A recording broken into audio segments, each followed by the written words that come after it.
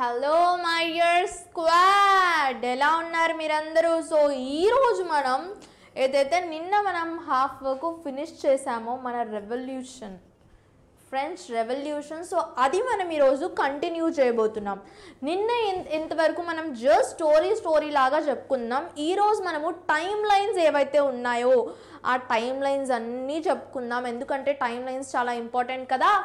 So time lines, dates అవన్నీ మనం చెప్పేసుకుందాం. అది కూడా కొంచెం స్టోరీ లాగానే మొన్న ఎలా కామెడీగా చేసుకుంటూ చెప్పుకుందామో అలానే చెప్పుకుందాం. యాక్చువల్లీ నేను ఈరోజు క్విజ్ చేద్దాం, Menti quiz or week quiz చేద్దామని అనుకున్నాను. బట్ మీకు రేపు ఎగ్జామ్స్ ఉన్నాయి కదా, సో రేపు ఎగ్జామ్స్ పెట్టుకొని టీచర్ నుంచి మీకు డిస్ట్రాక్షన్ వచ్చింది అనుకోండి, it's not a good thing. So first me exams అన్నీ అయిపోనివ్వండి, తర్వాత నేను ఈ క్విజెస్ మనం అప్పుడు ఫన్ యాక్టివిటీస్ చేద్దాం, సరేనా? సో సెకండ్ ఇది ఉంది కదా మనకు, మనం ఫ్రెంచ్ రెవల్యూషన్లో రాజులందరూ, ఉమెన్స్ అందరూ రాజుంటికి వెళ్ళి కోట లోపలికి వెళ్ళిపోయి రాజుని బయటికి లాక్కొచ్చేంత వరకు మనము మొనార్కీ ఎక్కడి వరకు అటెండ్ అయిందో అక్కడి వరకు చెప్పుకున్నాము. ఇప్పుడు అవన్నీ టైమ్ లైన్స్ ప్రకారంగా మనం చెప్పేసుకుందాం. చాలా హ్యాపీ కదా, ఇంకా రేపటి నుంచి మస్తు మజా మీకు కదా, రేపటి నుంచి మస్తు మజా, ఎందుకంటే హాలిడేస్ కదా. మస్తు మజా ఎందుకంటే హాలిడేస్ కదా. బాగుంది కదా పోయం, రైమింగ్ బాగుంది, రైమింగ్. సో ఇదంతా మనం నిన్న ఫినిష్ చేసేసాము.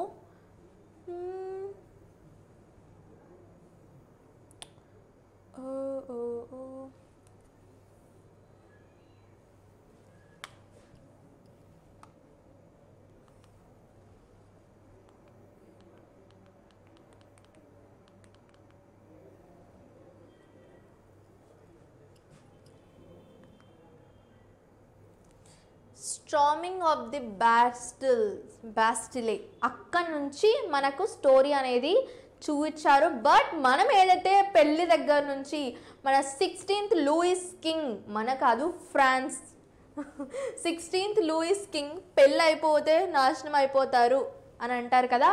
సో దానికి ఒక ఎగ్జాంపుల్, తన పెళ్ళయ్యాక తన లైఫ్ ఎలా తన వైఫ్ వల్ల మొత్తం కాదు దీనికి రీజన్, బట్ తను కూడా చాలా వరకు తను మోస్ట్ ఆఫ్ ది రీజన్ కదా.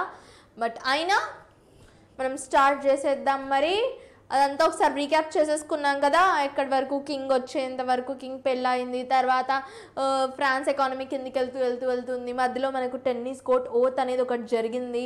సో అవన్నీ ఇప్పుడు మనం టైమ్ లైన్స్ ప్రకారంగా చూసుకుందాము.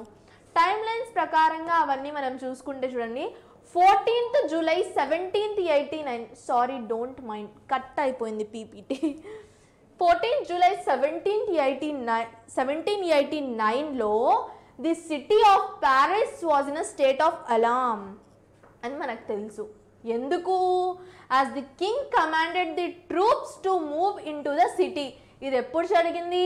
14th జూలై 1789లో ఇది అనేది జరిగింది. మెన్ అండ్ ఉమెన్ బ్రోక్, తర్వాత నెక్స్ట్ ఏం జరిగింది? Men and women broke into a number of government buildings including the fortress prison Bastille. ఫోర్ట్రెస్లోకి రావడం, ఫోర్ట్రెస్లోకి రావడం జరిగింది. తర్వాత the Bastille was hated by all because it stood for the despotic power of the king. Bastille అంటే అందరికీ hate పుట్టేసింది. ఎందుకు? ఆ కింగ్ వల్లే. ఆ డెస్పో కింగ్ ఎప్పుడు పార్టీ అని పార్టీ వెనుకలు పరిగెత్తాడు కదా, ఆ కింగ్ వల్ల. In the following days rioting జరిగింది, రెవల్యూషన్ జరిగింది. బ్రెడ్ కోసం హై ప్రైస్ ఆఫ్ బ్రెడ్ వచ్చేయడం వల్ల మనం చెప్పుకున్నాం కదా, అక్కడ సన్లైట్ అండ్ వింటర్ విండ్స్ ఎక్కువగా అయిపోవడం వల్ల, హార్ష్ సన్ వల్ల క్రాప్ మొత్తం నాశనం అయిపోయింది. దానివల్ల హై ప్రైస్ ఆఫ్ బ్రెడ్ అనేది మనకి ఇంక్రీజ్ అయిపోయిందని అదంతా చెప్పేసుకున్నాం మనము. చూడండి, తర్వాత ఇన్ 1774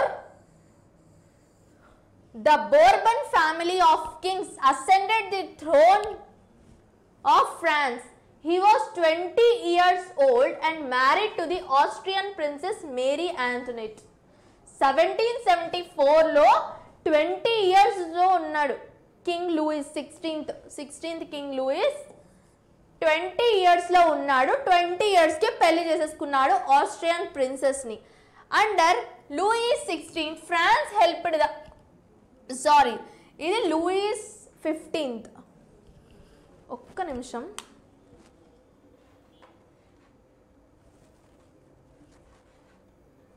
నా వాయిస్ ఎందుకో కొంచెం తేడాగా ఉన్నట్టుగా అనిపిస్తుంది.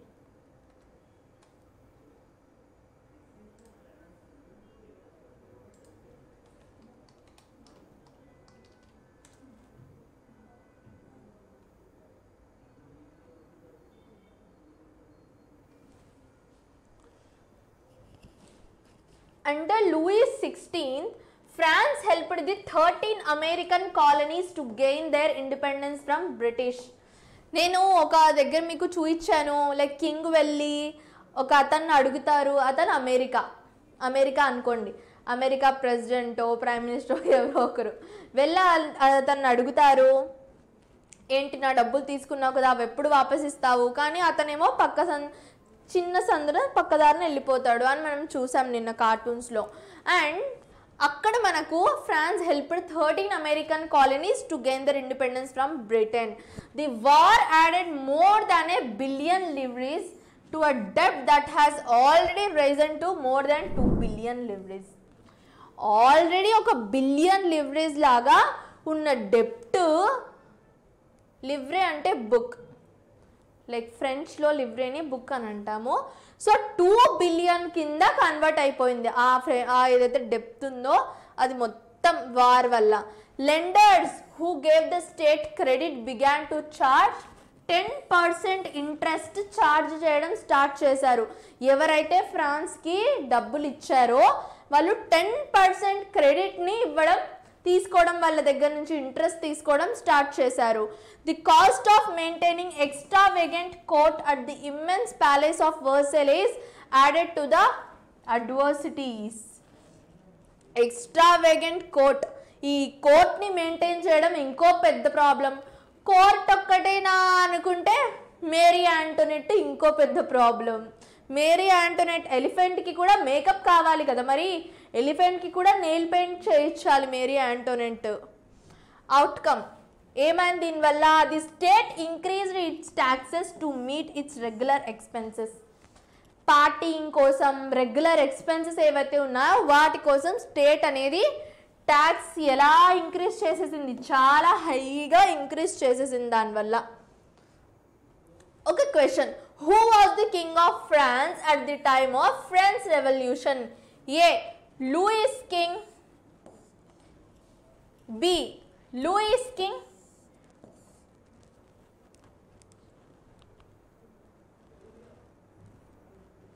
Louis King 16th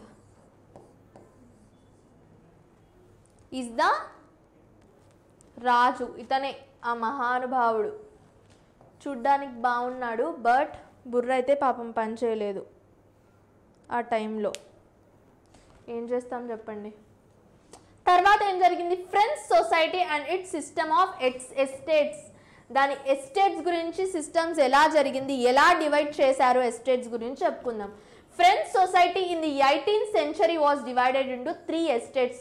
నేను చెప్పుకున్నాము 3 ends, clergy, nobility and pigeons వాళ్ళందరినీ థర్డ్ ఎస్టేట్లో పెట్టారని. Only member of the third estate paid taxes అని కూడా మనం చెప్పుకున్నాము. అయినా రిపీట్ చేసుకుందాం. Pigeons made about 90% of the French population. 60% of the land was owned by nobles, church and other richer people. The church and other richer members of the third estate. The clergy and the nobility comprise the first 2 estates lo vallu unnaru and were the exempted from paying tax. వాళ్ళకి ఎటువంటి tax లేదు. Peasants were obliged to, peasants కి ఎక్కువ tax pay చేయాలి, serve in the ఆర్మీలో ఉండాలి and road build చేయడానికి వాటికి వీటికి పీసన్సే యూస్ చేసుకునే వాళ్ళు. బట్ వాటికి దానికి చేసిన కూలీ కూడా ఇచ్చేవాళ్ళు కాదు అని మనం చెప్పుకున్నాం నిన్న. The church too extracted its share of taxes called tithes. అది ఇది చెప్పి చర్చ్ కూడా ట్యాక్స్ ఎక్స్ట్రాక్ట్ చేసుకుంది. and levied on articles every day. ప్రతి ఒక్క దానికి burden of financing activities of the state through taxes was borne by the third estate alone. Third estate మొత్తం ఆ ట్యాక్సెస్ పే చేసేది. ఇప్పుడు చూడండి కొన్ని క్వశ్చన్స్ మధ్యలో ఇలాంటి క్వశ్చన్స్ వస్తేనే మన నాలెడ్జ్ చెక్ అనేది అవుతుంది. A clergy made up for which estate in the French society? Clergy third ఎస్టేటా లేకపోతే ఫస్ట్ ఎస్టేటా? చెప్పండి, కమెంట్లో చెప్పండి. ఏనా బీనా ఆన్సర్? కమెంట్స్లో చెప్పండి ఆన్సర్. ఏనో బీనో రివీల్ చేసేస్తున్నాను, చూసుకోండి. First estate nobility, second estate, and ఈ పవర్ పీపుల్ పీజన్స్ వాళ్ళందరూ థర్డ్ ఎస్టేట్. ఇప్పుడు ఇక్కడ చూడండి, ఇది మనం తర్వాత చూసుకుందాం, తర్వాత డిస్కస్ చేసుకుందాం. ఇక్కడ నుంచి ఇప్పుడు మనం ఇక్కడికి వచ్చాం. Subsistence crisis and the outbreak of the revolution వరకు వచ్చేసాం. Which incident sparked the French revolution? చెప్పండి, కమెంట్ చేయండి. Which incidents? ఏ ఇన్సిడెంట్స్ అంటే, ఒకటి హార్ష్ వింటర్స్ వల్ల, హార్ష్ సమ్మర్ వల్ల క్రాప్ మొత్తం నాశనం అయిపోవడం, ఇలాంటి కొన్ని ఇన్సిడెంట్స్ వల్ల అలా జరిగింది. The population of France rose from 23 million in 1715. చూడండి, ఇక్కడ నేను నంబర్స్ డేట్స్ అన్నీ చెప్తున్నాను, రిమెంబర్ ఇట్. టు 28 million 1789లో జరిగింది. ఇక్కడ 1715లో 23 million ఉంది, 1789లో 28 millionకి వచ్చేసింది. 4, 5, 6, 7, 8 5 million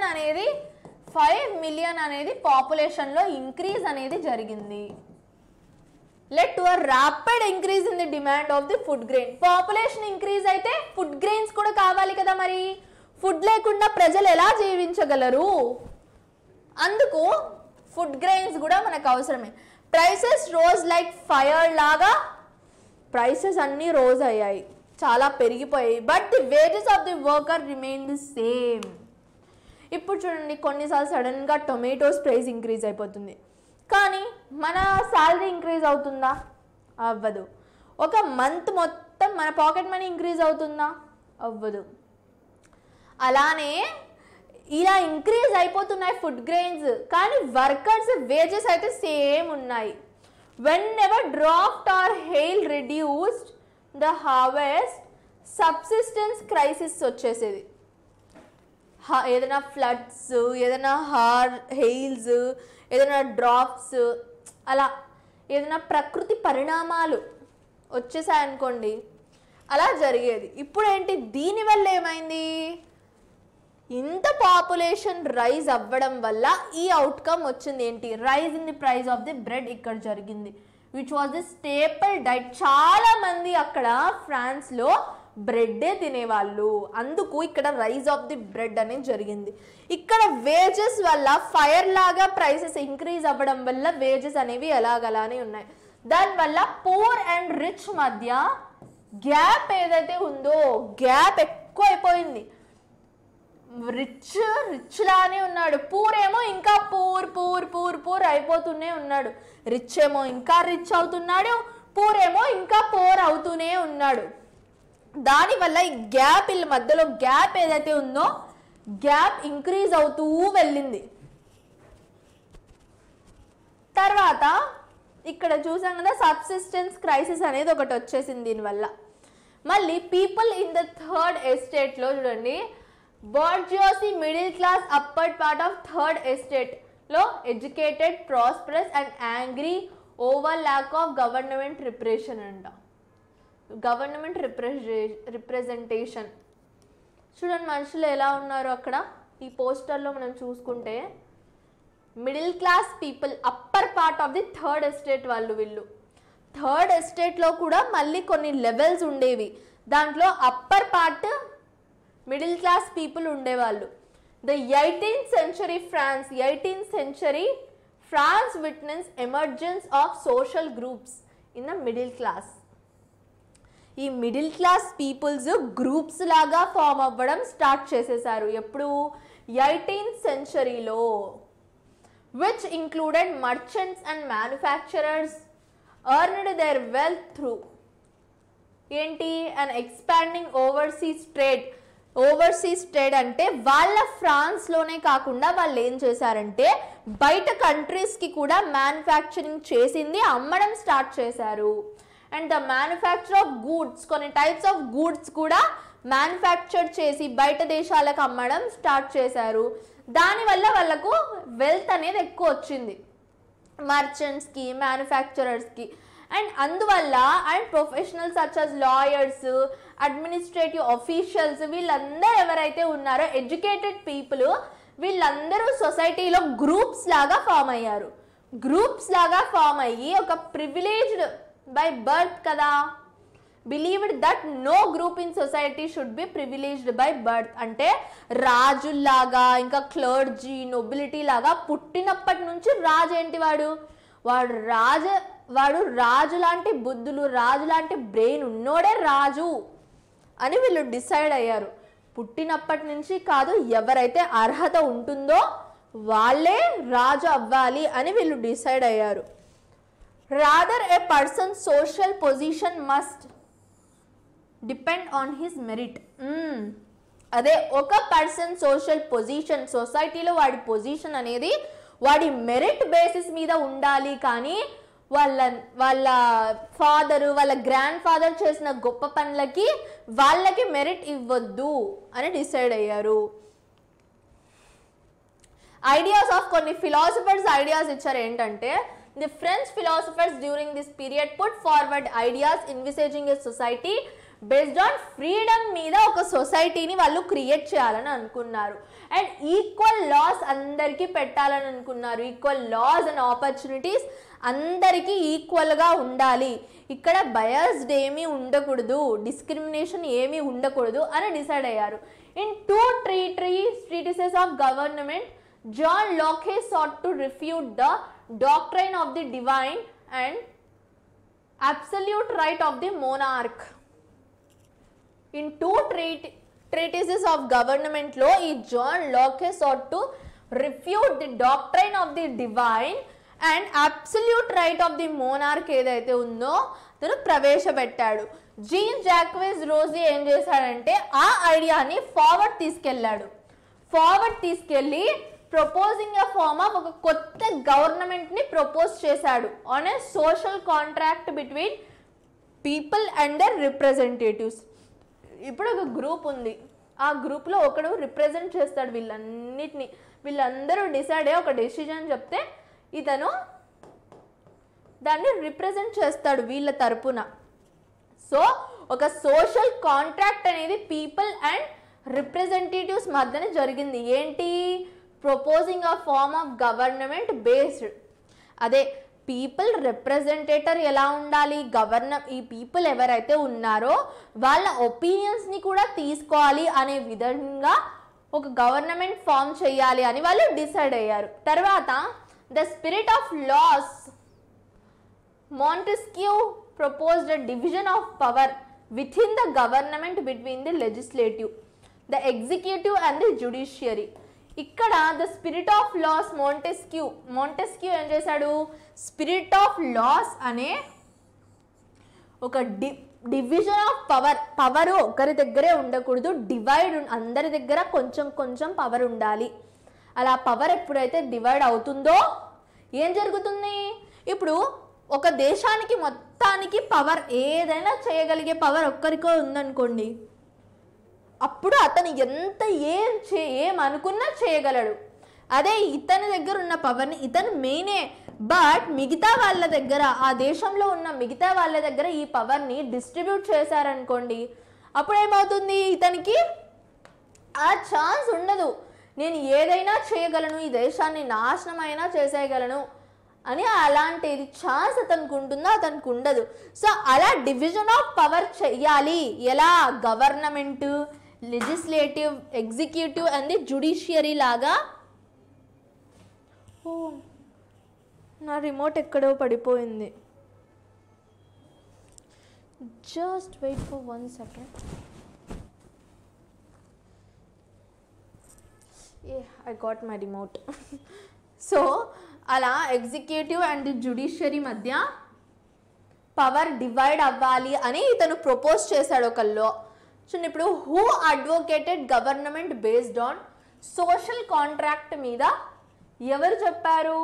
చార్లెస్ డార్వినా, రోజియోనా? చెప్పండి, ఏనా బీనా? కమెంట్ చేయండి ఫాస్ట్గా. A or B?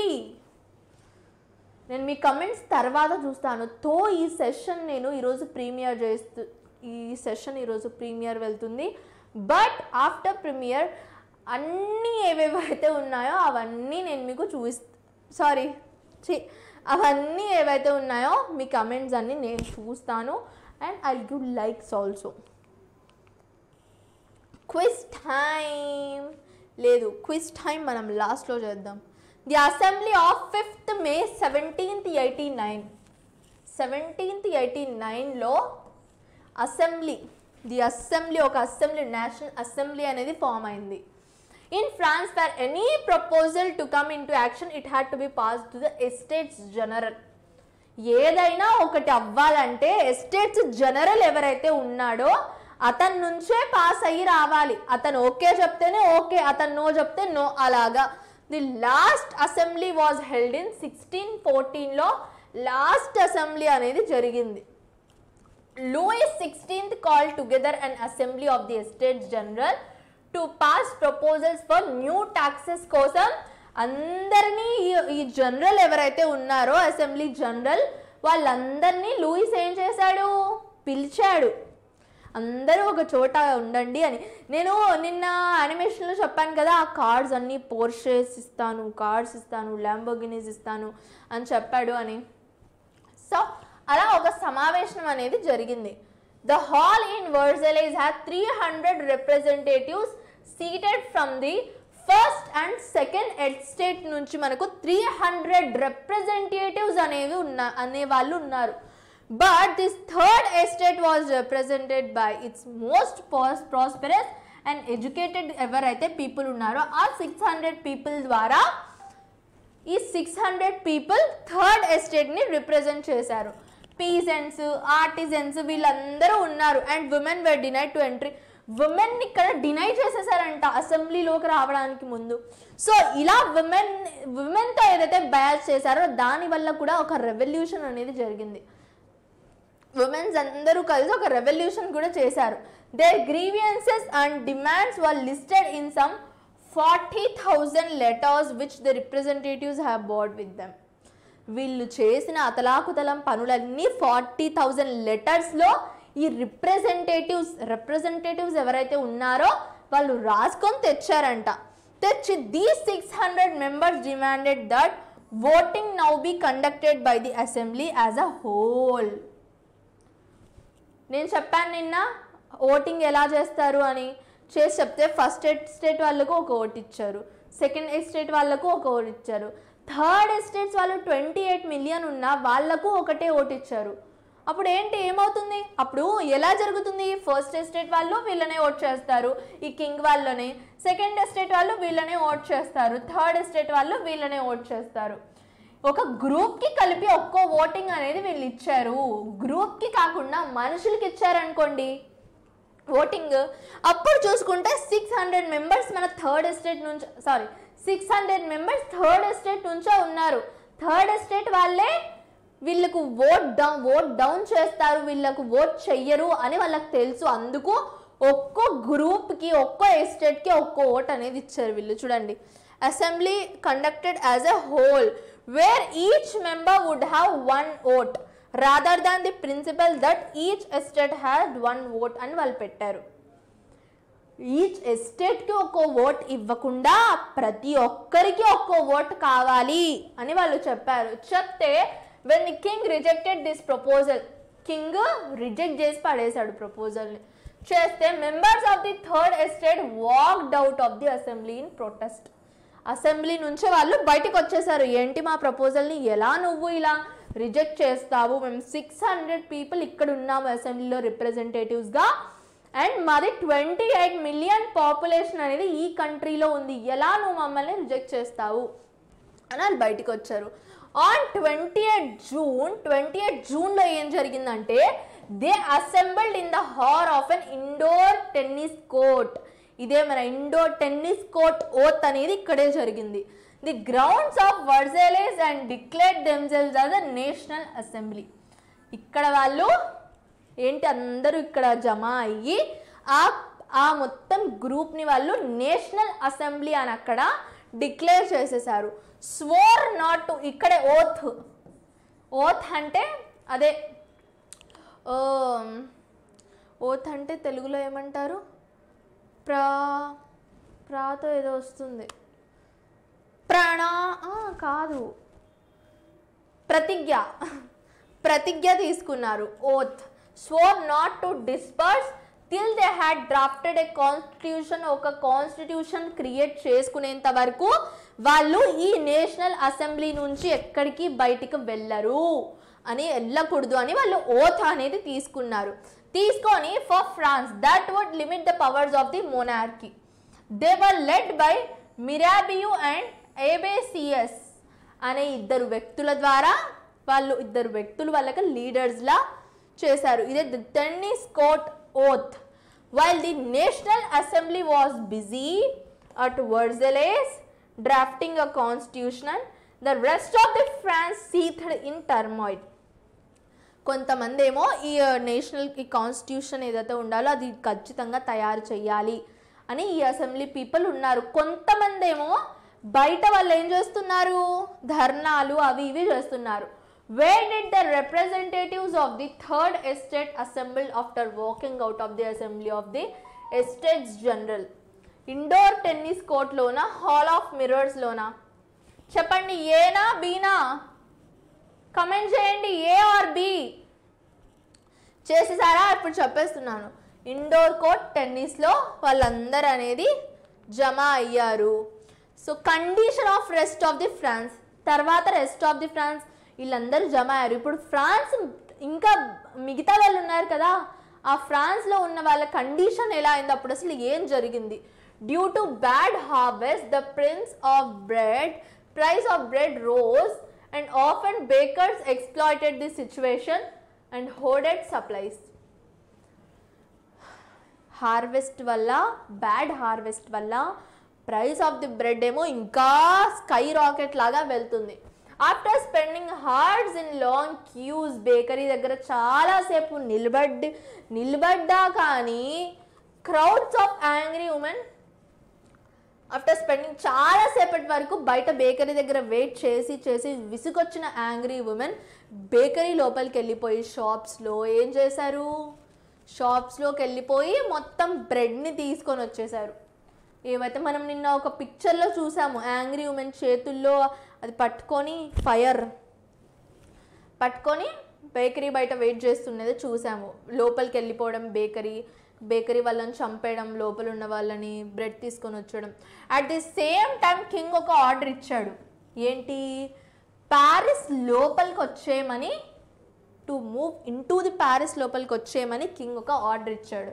సో దీనివల్ల ఏం జరిగిందంటే 14th July agitated the crowd, stormed and destroyed the Bastille. ఇలాంటి పనులు చేసిన కింగ్కి ఏం జరిగిందంటే బాస్టిలే లోపలికి 14th జూలైలో క్రౌడ్ అంతా వెళ్ళిపోయి బాస్టిలేని నాశనం చేసేసారు. సో కంట్రీ సైడ్స్ దగ్గర ఏం జరిగిందంటే, అంటే విలేజెస్లో అటు side peasants in similar districts seized hoes and pitchforks and attacked chitaks, looted hoarded grain and burned down documents containing records of manorial dues. Peasants ఏం చేశారంటే, peasants అంటే వీళ్ళే కూలీలు, ఇంకా చిన్న రైతులు. వీళ్ళు ఏం చేశారంటే ఈ కార్ట్స్లో అప్పుడు ట్రాన్స్పోర్ట్ చేసేవాళ్ళు కదా గ్రెయిన్స్ అవన్నీ, వాటిని సీజ్ చేసేసారు. అండ్ ఇంకా అటాక్డ్ చోటెక్స్ వాళ్ళ కార్ట్స్ని అటాక్ చేసేసి వాటిలో ఉన్న గ్రెయిన్ మొత్తం తీసుకెళ్ళిపోయారు, దోపిడీ చేసేసారు. అండ్ డాక్యుమెంట్స్ ఏవైతే వాళ్ళ ట్యాక్స్కి రిలేటెడ్ అవి ఇవి వాళ్ళ ఇంకా మిగిలిపోయి ఉన్నాయి ట్యాక్సెస్ మీవి అవి ఏవైతే డాక్యుమెంట్స్ ఉన్నాయో అవన్నీ కాల్చి పడేశారు. కాల్చిపడేశాక Louis 16th finally accorded recognition the National Assembly and accepted the principle that his powers would from now on be checked by a constitution. Finally ఇక్కడికి లూయిస్ 16th యాక్సెప్ట్ చేసుకున్నాడు. సరే అయితే నా పవర్స్ ఏవైతే ఉన్నాయో అవన్నీ ఒక కాన్స్టిట్యూషన్ చెక్ చేయడానికి నేను ఒప్పుకుంటున్నాను అని అన్నాడు. On the night of 4th August 1789 the assembly passed a decree abolishing the feudal system of obligation and taxes. ఈ ట్యాక్సెస్ అది ఇది ఏదైతే ఉందో ఆ సిస్టాన్నే తీసేయాలి, ఆ సిస్టమ్ మొత్తాన్ని అనుకొని అసెంబ్లీ ఏమి చేసింది, ఫిక్స్ చేసేసింది. 4th August 1789లో అసెంబ్లీ ఈ విషయాన్ని ఫిక్స్ చేసింది. Members of the clergy to were forced to give up their privileges. ఈ క్లర్జీకి వాళ్ళకి ఏవైతే ప్రివిలేజెస్ ఇచ్చారో అవన్నీ తీసేసుకున్నారు. Tithes were abolished and lands owned by the church were confiscated. ఏవైతే వీళ్ళు కొంతమంది గవర్నమెంట్ కింగ్స్ దగ్గర పనిచేసే వాళ్ళు ట్యాక్స్ వేసేవాళ్ళు, అలానే ఈ చర్చెస్లో వాళ్ళు పనిచేసేవాళ్ళు టిట్స్ అనేవి వేసేవారు. లైక్ అది కూడా ఒక కైండ్ ఆఫ్ మనీనే, అది అబాలిష్ చేసేసారు. అండ్ చర్చ్ ద్వారా ఏవైతే ల్యాండ్స్ ఉన్నాయో చర్చ్ దగ్గర అవన్నీ కాన్ఫిస్కేట్ చేసేసారు. చేసేసి ఇప్పుడు చూడండి, who accorded the recognition to the national assembly? Louis 16th లేకపోతే నెపోలియన్ బోనపార్టేనా? చెప్పండి, కామెంట్ చేయండి. లూయిస్ 16th లేకపోతే నెపోలియన్ బోనపార్టేనా? చెప్పేస్తున్నాను, ఇట్ ఈజ్ లూయిస్ 16th.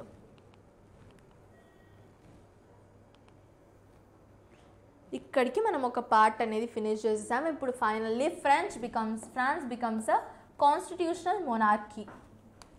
ఒక కాన్స్టిట్యూషనల్ మొనార్కీ అంటే కింగ్ అయితే ఉంటాడు, ఆ కింగ్ చేసే పనులన్నీ ఒక కాన్స్టిట్యూషన్ అనేది చూస్తూ ఉంటుంది. చూస్తూ కింగ్ ఏదైనా రాంగ్ చేస్తే ఆ కాన్స్టిట్యూషన్ ప్రకారంగానే కింగ్ కూడా పనిచేయాలి అనేలాగా. ఇప్పుడు చూడండి, France becomes a constitutional monarchy. Finally 1791లో డ్రాఫ్ట్ ఆఫ్ కాన్స్టిట్యూషన్, ఈ నేషనల్ అసెంబ్లీ ద్వారా ఒక కాన్స్టిట్యూషనల్ డ్రాఫ్ట్ అంటే డాక్యుమెంట్స్ లాగా యూ అజ్యూమ్ డాక్యుమెంట్ అనేది క్రియేట్ చేశారు. క్రియేట్ చేశాక objective limit the powers of the monarch. Monarch అంటే కింగ్ ఎవరైతే ఉన్నాడో వాడి పవర్స్ని లిమిట్ చేసేసారు, తగ్గించేశారు. వాడికి కంప్లీట్గా పవర్స్ ఇవ్వలేదు, ఆ కాన్స్టిట్యూషన్ ద్వారానే వాడు నడుచుకోవాలి అని చెప్పారు. Separation of power is separated between legislative, executive and judiciary. ఈ 3 మధ్య పవర్స్ అనేది డివైడ్ చేసేసారు. లా ఉండాలి, జుడిషియరీ ఉండాలి, ఇంకా ఎగ్జిక్యూటివ్ సెపరేట్గా ఉండాలి, లెజిస్లేటివ్ అవన్నీ డిఫరెన్స్ చేశారు. The political system under the constitution of 1971లో పొలిటికల్ సిస్టమ్ చూడండి, జుడిషియరీ అంటే ఇది జడ్జ్ ఉండాలి, ఎగ్జిక్యూటివ్ కింగే, అది లెజిస్లేచర్. చూడండి ఎలా అంటే ఫస్ట్ జడ్జ్ ఎలా అవుతాడు, ఓట్స్ ద్వారానే అవుతాడు. 2 types ఆఫ్ సిటిజన్స్ అనే వాళ్ళు ఉన్నారు ఇక్కడ, active citizens and passive citizens. Active citizens ఎవరంటే ఓటు హక్కు ఎవరి దగ్గర ఉంటుందో వాళ్ళందరూ active citizens. About 4 million of population of 28 millionలో 4 million అనేది యాక్టివ్ సిటిజన్స్ అనే వాళ్ళు ఉన్నారు. ప్యాసివ్ సిటిజన్స్ వాళ్ళ దగ్గర ఓటింగ్ రైట్స్ లేవు. వాళ్ళు 3 million men, women, children and youth below 25 కంటే తక్కువ యూత్ ఎవరైతే ఉన్నారో, ఇక్కడ చూసారా మీరు, విమెన్కి ఓటింగ్ రైట్స్ అనేవి రాలేదు, ఓన్లీ మెన్కి మాత్రమే ఓటింగ్ రైట్స్ అనేది ఇచ్చారు. సో ఇంత డిస్క్రిమినేషన్ చేస్తే ఎవరికైనా మండిపోతుంది కదా. సో అందుకే విమెన్ కూడా తర్వాత రెవల్యూషన్ అనేది చేశారు, ఒక రెవల్యూషన్ అనేది తీసుకొని వచ్చారు. సో ఏంటి, ఓట్ ఎవరికి 4 million నుంచి 28 million నుంచి 4 million పీపుల్ కోట్ రైట్ ఉంది. వాళ్ళు యాక్టివ్ సిటిజన్స్, లేని వాళ్ళు women, children, youth below 25 and వాళ్ళు 3 million అంతా ఉన్నారు. What was the draft of the constitution completed by the national assembly? ఎప్పుడు జరిగింది డ్రాఫ్ట్ కంప్లీషన్ అనేది? ఎప్పుడు జరిగింది? 1791లో డ్రాఫ్ట్ కాన్స్టిట్యూషన్ అనేది జరిగింది. National assembly, I forgot to explain this completely, sorry. So ఇక్కడ లెజిస్లేచర్ అంటే ఏంటి? ఒక అసెంబ్లీ. వీళ్ళందరూ ఓట్ చేస్తారు వాళ్ళని. ఇక్కడ జడ్జ్ని కూడా వీళ్ళే ఓట్ చేస్తారు. ఇక్కడ అసెంబ్లీ పీపుల్స్ని వీళ్ళే ఓట్ చేస్తారు. చూడండి, ఎలక్టర్స్ ఎవరు? 50% మెన్ ఉన్నారు, అందరూ మెన్సే. తర్వాత ఓట్ చేశారు ఎవరిని? 745 మెంబర్స్ని ఎలెక్ట్ చేసుకోవడానికి 50,000 మెన్ ఓట్ చేశారు. 50,000 మెన్ని ఎలెక్ట్ చేసుకోవడానికి 4 మిలియన్ పీపుల్ అనేవాళ్ళు ఓట్ చేశారు. సో అలా ఇది చేంజ్ అనేది అయింది. ఇదంతా లెజిస్లేచర్. సో వీళ్ళు ఏం చేస్తారు? వీళ్ళు ఎవరి కంట్రోల్లో ఉంటారు? మినిస్టర్స్ ఎవరైతే ఉంటారో వాళ్ళు వాళ్ళని కంట్రోల్ చేస్తారు. అండ్ కింగ్ని కూడా కంట్రోల్ చేస్తారు. అంటే కింగ్ వీళ్ళ మాట అనేది వినాలి. తర్వాత చూడండి, వీళ్ళు కింగ్ మాట వినాలి, కింగ్ వీడి మాట వినాలి. జడ్జ్ని కూడా ఈ యాక్టివ్ సిటిజన్సే ఓట్ చేస్తారు. సో అలా ఓటింగ్ రైట్స్ అనేవి డిస్ట్రిబ్యూట్ అయ్యాయి. నేషనల్ అసెంబ్లీ అసలు ఏం చేస్తుందంటే, నేషనల్ అసెంబ్లీ దగ్గర పవర్ టు మేక్ లాస్ ఏవైతే చట్టాలు ఉన్నాయో ఆ చట్టాలు క్రియేట్ చేసే పవర్ అనేది నేషనల్ అసెంబ్లీ దగ్గర ఉంది. Elected indirectly by active citizens. ఎవరు ఎలెక్ట్ చేస్తారంటే యాక్టివ్ సిటిజన్స్ ఈ నేషనల్ అసెంబ్లీ మెంబర్స్ని ఎలెక్ట్ చేసుకుంటారు. ఎలిజిబిలిటీ ఏంటి? A man had to belong to the highest bracket of the tax payers. Tax పేయర్స్లో ఎవరైతే హైయెస్ట్ ట్యాక్స్ పే చేశారో వాళ్ళు దీనికి ఎలిజిబుల్. ఏంటి? నేషనల్ అసెంబ్లీకి. యాక్టివ్ సిటిజన్ అంటే men about 25 years of age who paid taxes equal to at least 3 days of a laborer wage. ఒక labour ఒక రోజు 100 రూపీస్ సంపాదించాడు అనుకోండి, 3 daysలో 300 అవుతుంది. సో ఈ 300 ఏంటి? ఈ ట్యాక్స్ ఎవరైతే యాక్టివ్ సిటిజన్ ఉన్నాడో ఇంత ట్యాక్స్ పే చేసి ఉండాలంటే 300 కంటే ఎక్కువ ట్యాక్స్ ఎగ్జాంపుల్కి చెప్తున్నాను, 300 కంటే ఎక్కువ ట్యాక్స్ పే చేసి ఉంటే అతను యాక్టివ్ సిటిజన్ లాగా. ప్యాసివ్ సిటిజన్స్ అంటే men and all women. Remaining men ఎవరైతే ఉన్నారో ఇలా ఇంత ట్యాక్స్ పే చేయలేకపోయారో వాళ్ళందరూ passive citizens. Constitution began with a declaration of the rights of man and citizen. Man అన్ని చోట మ్యానే ఉంది. బిగిన్ అయింది. ఫస్ట్ ఏంటి? రైట్ టు లైఫ్ అనేది ఫస్ట్ ఒక కాన్స్టిట్యూషన్లో ఒక పార్ట్. సెకండ్ ఏంటి? Freedom of speech. Right to life అంటే బతకడానికి ప్రతి ఒక్కరికి హక్కు ఉంది. సెకండ్, ప్రతి ఒక్కరు మాట్లాడగలరు. ఫ్రీడమ్ ఆఫ్ ఒపీనియన్, ప్రతి ఒక్కరు ఒపీనియన్ ఇవ్వగలరు. ఈక్వాలిటీ బిఫోర్ లాకి అందరూ సేమే అని. These rights were established as natural and inalienable rights. They belong to each human. ప్రతి ఒక్కరికి being by birth couldn't be taken away. ఎవరైనా కింగ్ కొడుకు అయితే కింగ్ కొడుకు ఇవి వర్తించవని కాదు, అందరికీ వర్తిస్తాయి అనేలాగా డిజైన్ చేశారు. ఇప్పుడు చూడండి, how are the members of national assembly elected in France? Directly elected by active citizens or indirectly elected by active citizens? చెప్పండి, కమెంట్ చేయండి. ఏ ఆర్ బియా చెప్పండి. Yes, indirectly elected by active citizens. డైరెక్ట్గా election అనేది ఇక్కడ జరగలేదు, ఇండైరెక్ట్గా election అనేది జరిగింది. ఇప్పుడు మనం కొన్ని క్విజెస్ చేసేద్దాం ఫాస్ట్గా. Which of the following was the main objective and constitution of 1791లో ఏంటి? To limit the powers of the మోనార్కా, do away with the feudal ప్రివిలేజెసా, గివ్ ఈక్వల్ రైట్స్ టు విమెనా, టు అబాలిష్ స్లేవరీనా? చెప్పండి. ఈ 4 దాంట్లో 1791లో జరిగిన కాన్స్టిట్యూషన్లో ఏంటి మెయిన్ ఆబ్జెక్టివ్, వాళ్ళ గోల్ ఏంటి, వాళ్ళు తయారు చేసిన కాన్స్టిట్యూషన్లో గోల్ ఏంటి అంటే చెప్పండి. ABCD. Comment down, comment down, comment down, comment down చేయండి ఫాస్ట్గా. చెప్తున్నాను ఏదో అది. To limit the powers of the monarch. Monarch king ఎవరైతే ఉన్నాడో ఫస్ట్ వాడి దగ్గర ఉన్న పవర్స్ అన్నిటినీ ఒక లిమిట్ పెట్టాలి. ఎందుకంటే ఎక్కువ పవర్ ఉంటే వాడు చాలా ఓవర్ యాక్షన్ చేస్తున్నాడు కాబట్టి. To whom the constitution of 1791 gave power to make loss.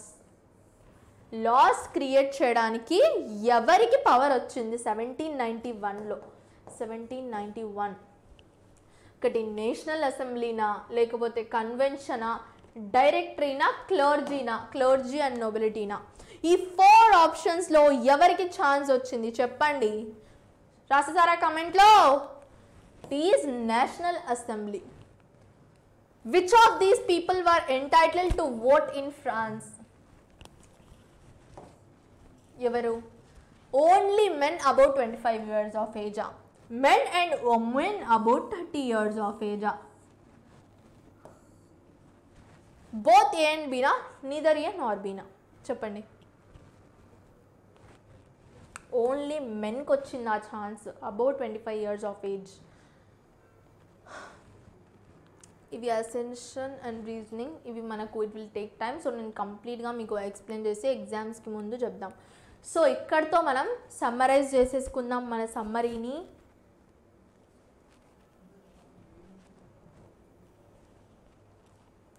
The term old regime is usually used to describe the society and institutions France before 1789 ముందు ఈ ఓల్డ్ రీజీమ్ ఏదైతే ఉందో ఆ old regime society and institutions of ఫ్రాన్స్ని 1789 ముందు describe చేయడానికి use చేసేవాళ్ళంట. And the society అప్పుడు 3 ఎస్టేట్స్గా డివైడ్ అయ్యారు చెప్పాను కదా. ఫస్ట్ ఎస్టేట్లో క్లర్జీ, సెకండ్ ఎస్టేట్లో నొబిలిటీ, థర్డ్ ఎస్టేట్లో పీజెంట్స్, లాయర్స్ అండ్ ఈ ఎడ్యుకేటెడ్ పీపుల్ ఎవరైతే ఉన్నారో వాళ్ళందరూ third estate. Only the members of the third estate has to pay taxes to the state. ఇది సెకండ్ జరిగింది మనకు ఈ మొత్తం రెవల్యూషన్లో. అలా క్రియేట్ చేశారు. డైరెక్ట్ ట్యాక్స్ అనేది called taille and also a number of indirect taxes, numerous indirect tax అనేటివి వేశారు. డైరెక్ట్ ట్యాక్స్ టైలే అని ఒకటి వేశారు, బట్ ఇండైరెక్ట్ ట్యాక్సెస్ ఎనార్మస్గా. నిన్న మనం స్టోరీలో చెప్పుకున్నాము. స్టోరీలో ఏం జరిగింది, కన్నీళ్ళు వస్తే ఆ కన్నీళ్ళు ఉన్న సాల్ట్ని కూడా తీసేసుకున్నాడు, ట్యాక్స్ కట్టాలి మీరు అని చెప్పారు.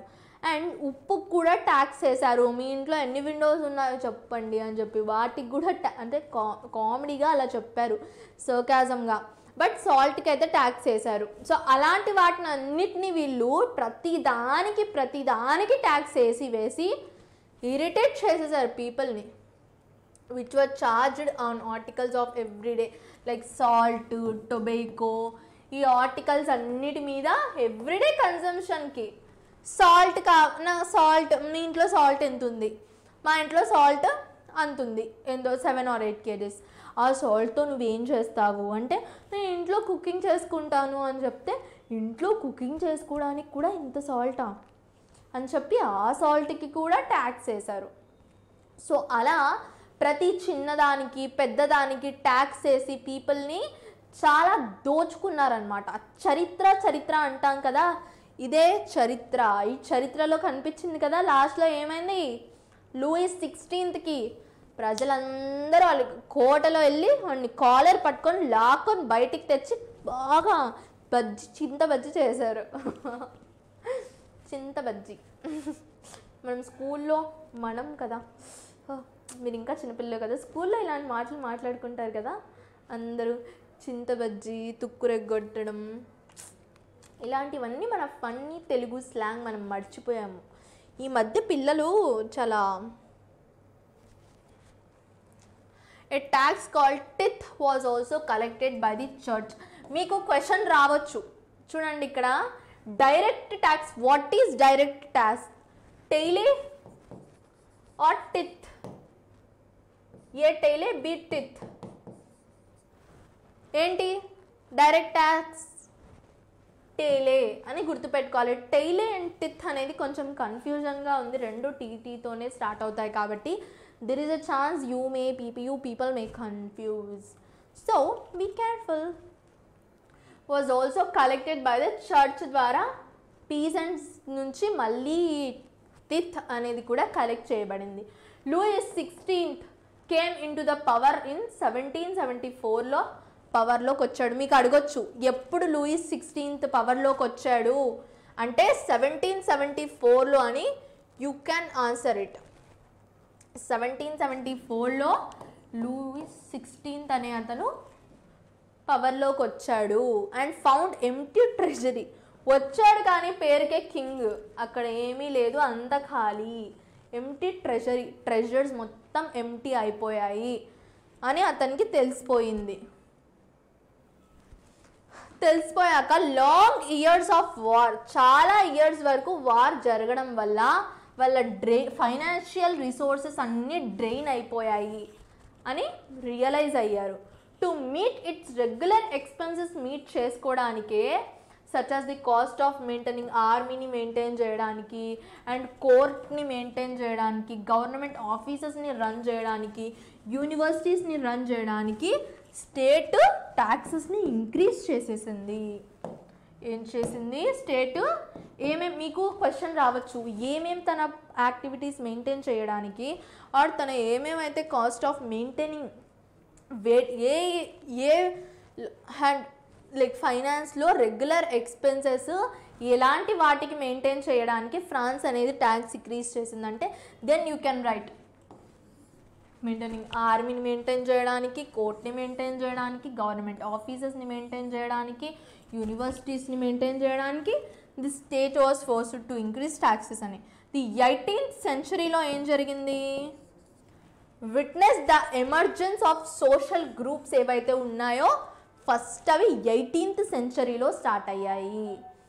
18th centuryలో స్టార్ట్ అవ్వగానే టర్మ్డ్ ద మిడిల్ క్లాస్ పీపుల్లో ఎవరైతే ఉన్నారో, మిడిల్ క్లాస్ పీపుల్లోనే కొంచెం అప్పర్ టైప్లో అప్పర్ మిడిల్ క్లాస్ పీపుల్ ఎవరైతే ఉన్నారో వాళ్ళ ద్వారా అనేది ఫస్ట్ ఇది స్టార్ట్ అయింది. ఏంటి? చిన్న చిన్న సోషల్ గ్రూప్స్ ఫామ్ అవ్వడం.